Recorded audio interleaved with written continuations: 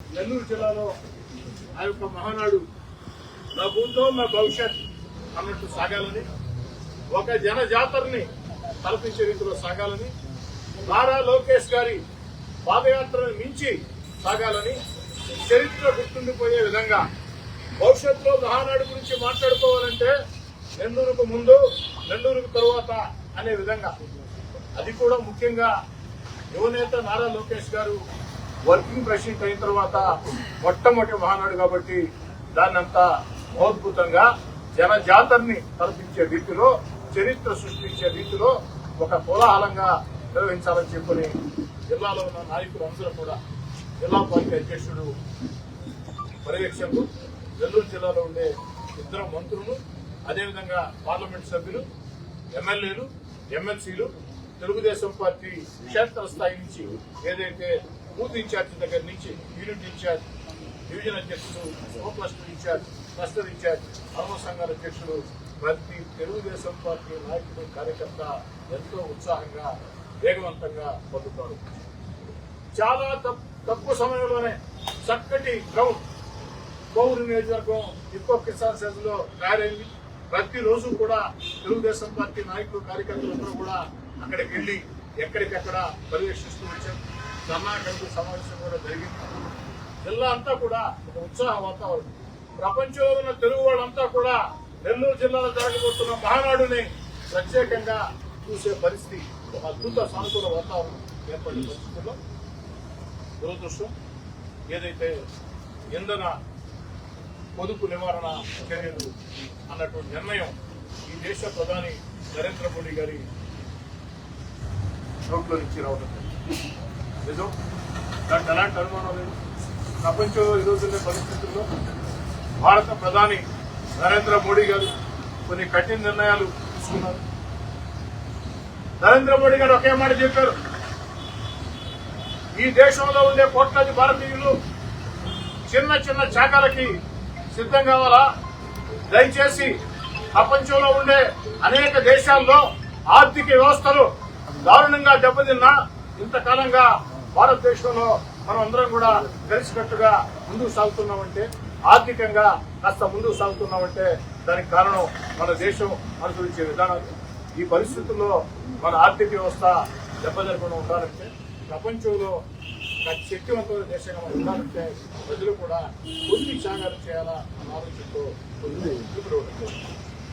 ఆ పిలుపుల్లో భాగంగా ఇంధన కొరత గురించి నరేంద్ర మోడీ గారు ఒక నిర్ణయం ప్రకటించిన వెంటనే ఇంధన కొరత పొదుపు చర్యలు చేపట్టాలా భావించిన వెంటనే అటక్ నుంచి కటక్ దాకా, కాశ్మీర్ నుంచి కన్యాకుమారి దాకా విస్తరించిన సువిశాల భారత పవిత్ర పుణ్యభూమిలో నరేంద్ర మోడీ గారు పిలుపునిచ్చిన వెంటనే ఈ దేశంలో మొట్టమొదట అత్యంత వేగవంతంగా స్పందించినటువంటి వ్యక్తి రాష్ట్ర ముఖ్యమంత్రి నారా చంద్రబాబు నాయుడు గారిని చెప్పుకుని సగర్వంగా మనం చూస్తున్నాం. వెంటనే నరేంద్ర మోడీ గారి మాటల్ని, ఆ యొక్క సూచనలు తీసుకుని ఒక భవిష్యత్ గురించి చక్కటి ఆలోచన చేసే వ్యక్తుల్లో చంద్రబాబు గారు. ఎందుకని చెప్తున్నానంటే, ఎప్పుడో 25 ఏళ్ల ముందు కంప్యూటర్లు అద్భుతమైన భవిష్యత్తు ఉంటుందని చెప్పని చంద్రబాబు నాయుడు గారు కంప్యూటర్లు ఇస్తే చాలా మంది మేళం చేశారు. కంప్యూటర్లు కూడి పెడతాయా? నేను కూడా నిజమే కదా, కంప్యూటర్లు కూడి పెడతాయా కానీ ఆ తర్వాత కంప్యూటర్లు కూడి పెట్టే ప్రపంచంలో ఉండే కంప్యూటర్ ఉద్యోగంలో అత్యధికులు తెలుగు వాళ్ళంటే దాని అర్థం ఆనాడు అందరికంటే ముందు, ఆనాటి దేశ ప్రధాని కంటే ముందు చంద్రబాబు నాయుడు గారు కంప్యూటర్ రంగంలో చేసినటువంటి కృషి. మరి ఈనాడు ప్రపంచం అంతా క్వాంటమ్ వ్యాలీ అంటుంది. ఆ క్వాంటమ్ వ్యాలీ హబ్ గా ఆంధ్రప్రదేశ్ తయారు చేయబోతున్నారు. అందుకే భవిష్యత్తును చక్కగా విశ్లేషించే, భవిష్యత్తును చక్కగా ఊహించే, భవిష్యత్తులో ప్రజలకి మరిన్ని మేలు జరగాలంటే ఏ చర్యలో ఎప్పటికప్పుడు ఆలోచన చేసే రాజనీతిజ్ఞుడు చంద్రబాబు నాయుడు గారు నరేంద్ర మోడీ గారి మాటల్ని వచ్చిన వెంటనే ఆ యొక్క మాటల్ని, ఆ యొక్క సూచనలు తీసుకుని ఇంధన పొదుపు చర్యల్ని ఆంధ్రప్రదేశ్ లో కూడా చేపట్టి ఎక్కడికక్కడ ఆ యొక్క మంత్రులు కానీ, ఏదైతే శాసనసభ్యులు కానీ, ఐఏఎస్ అధికారులు కానీ, మామూలు అధికారులు కానీ, ఉద్యోగస్తులు కానీ, వీరందరూ కూడా ఇంధన కొరత పొదుపు చర్యల్ని పాటించండి, చక్కటి సూచనలు సవాళ్ళు ఇవ్వండి అని చెప్పి. అంటే నేను పిలుపునివ్వటమే కాదు, నేను సైతం చేసి చూపిస్తానని చరిత్రలో మొట్టమొదటిసారిగా మహానాడు నిర్ణయం ప్రకటించిన తర్వాత కరోనా సంక్షోభ సమయంలో కరోనా కాబట్టి ఆనాడు సాంకేతికత ఆధారంగా మహానాడు జరిగింది. మరి కరోనా లేని వేళ ప్రతి సంవత్సరం కూడా అంగరంగ వైభవంగా ఒక పండుగగా కోలాహలంగా జరిగే మహానాడు సైతం చంద్రబాబు నాయుడు గారు తప్పనిసరి పరిస్థితుల్లో బాధాపరితత్వ హృదయంతో సాగం చేసింది. ఎందుకని చెప్తున్నానంటే చంద్రబాబు గారి ఆలోచన ఒకటే, మనం ప్రజలకు చెప్పే ముందు మనం పాటించాలా, మనం ప్రజలకు చెప్పే ముందు మనం పాటించాలా, మన చేతల్లో చేసి చూపించాలా అన్న చక్కటి ఆలోచన చేసి ఎంతో మంది తెలుగుదేశం పార్టీ కార్యకర్తలకి ఇది ఒక బాధాకరమైన పరిస్థితి. దేశం కోసం, దేశ అవసరాల కోసం, దేశ భవిష్యత్తు కోసం, నరేంద్ర మోడీ గారి మాట మీద గౌరవం కోసం ఒక చక్కటి ఆలోచన చేసి ఈ యొక్క మహానాడిని రద్దు చేయడం జరిగిందని మహానాడిని రద్దు చేయడమే కాకుండా ఈ యొక్క మహానాడుని టెక్నాలజీ ఆధారంగా ఎక్కడికక్కడ సాంకేతికత ఆధారంగా ఎక్కడికక్కడ ఆ యొక్క మహానాడిని నిర్ణయించాలా. కేంద్ర కార్యాలయంలో ఏదైతే ఆహ్వానితులు ఉంటారో అదేవిధంగా క్షేత్రస్థాయిలో నియోజకవర్గమా, మండలమా, క్లస్టరా అన్నది ఆలోచన చేసి ఎక్కడికెక్కడ ఎక్కువ మందికి ఈ మహానాడు సందేశం చేరాలా. ప్రతి సంవత్సరం మహానాడు లాగే రాజకీయ తీర్మానాలు ఉంటాయి, రాష్ట్ర భవిష్యత్తు కోసం తీర్మానాలు ఉంటాయి, ప్రజా సమస్యల మీద చర్చ ఉంటుంది. గత వైఎస్ఆర్ కాంగ్రెస్ పార్టీ పరిపాలనలో విధ్వంసమైనటువంటి వ్యవస్థల గురించి ఉంటుంది. భవిష్యత్ ఆంధ్రప్రదేశ్ కి చంద్రబాబు గారు చేసే దశ దిశ ఉంటుంది. అదే మహానాడు చక్కటి తీర్మానాలు ఉంటాయి, చక్కటి చర్చా కార్యక్రమాలు ఉంటాయి.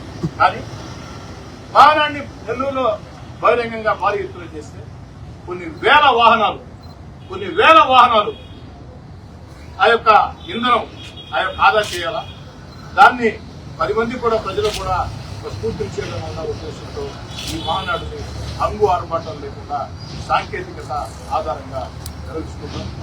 మనస్ఫూర్తిగా ఒక పక్క నెల్లూరు జిల్లాలో ఈ మహానాడు అంగరంగ వైభవంగా జరగలేదే అన్న బాధ ఒక పక్క ఉంది.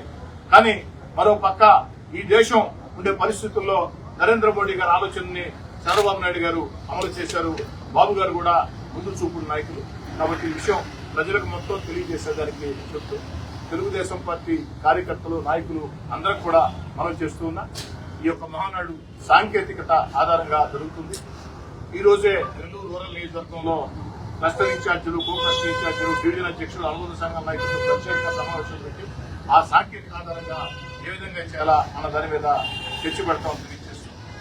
మరోసారి చక్కటి నిర్ణయం తీసుకున్నటువంటి చంద్రబాబు నాయుడు గారికి, యువనేత నారా లోకేష్ గారికి ప్రత్యేకంగా ధన్యవాదాలు తెలియజేస్తూ నా మాటలు ముగించే ముందు జాతీయ అధ్యక్షుడు చంద్రబాబు నాయుడు గారికి, యువనేత నారా లోకేష్ గారికి వినయపూర్వక అభ్యర్థన.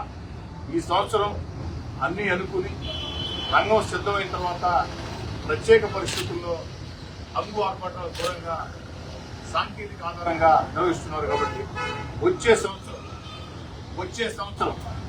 వచ్చే సంవత్సరం మహానాడు ఖచ్చితంగా నెల్లూరు జిల్లాలోనే జరపాలని, వచ్చే సంవత్సరం మహానాడు నెల్లూరు జిల్లాలో జరిగే విధంగా అప్పటికి దేశ పరిస్థితులన్నీ కూడా నరేంద్ర మోడీ గారి నేతృత్వంలో, చంద్రబాబు నాయుడు గారి నేతృత్వంలో అన్ని రకాల కూడా దేశమంతా పరిస్థితులు చక్కదిద్దుకుంటాయి. అన్ని దేవుడి దయ వల్ల అన్ని చక్కదిద్దుకున్న తర్వాత వచ్చే సంవత్సరం మహానాడుని ఇదే సింహపురి గడ్డ మీద జరపాలని చెప్పని, ఇదే నెల్లూరు జిల్లాలో జరపాలని, ఎక్కడైతే మహానాడుని ఈ రోజు మనం అనుకున్నామో అదే ప్రాంతంలో వచ్చే సంవత్సరం మహానాడు జరపాలని చంద్రబాబు నాయుడు గారిని ఒక తెలుగుదేశం పార్టీ కార్యకర్తగా కోరుతూ మీ అందరి వద్ద సెలవు.